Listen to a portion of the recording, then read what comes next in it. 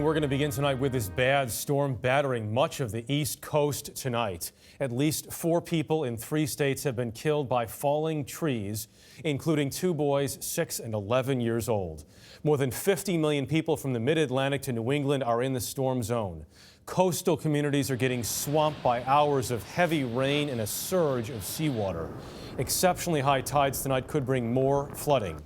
Inland areas in higher elevations are getting more than a foot of heavy snow. That's the kind that snaps tree limbs and power lines.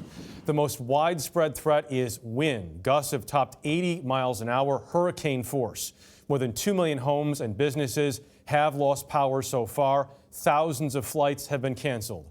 Kris Cleave is north of Boston in Winthrop, Massachusetts, and he begins our coverage tonight. Jeff, the Massachusetts coast is just getting hammered.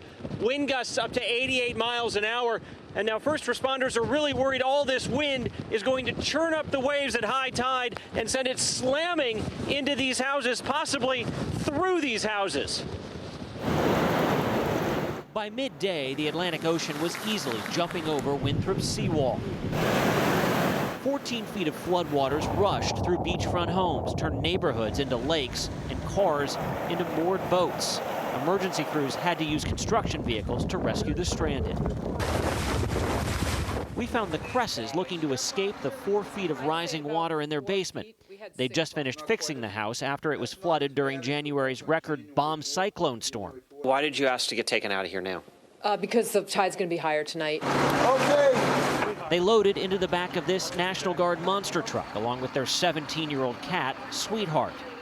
And Boston didn't fare any better. Waterfront condos quickly became water-filled along the harbor.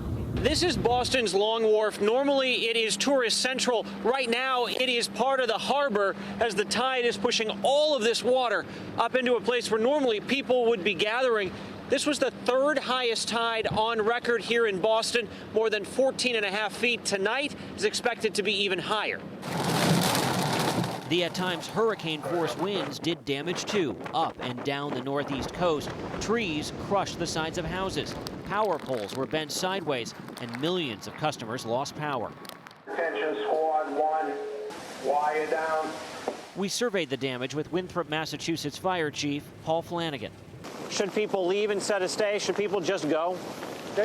We're recommending that they go. We're recommending that they go. A lot of them have ridden out many a storm down here, but tonight's going to be a true test.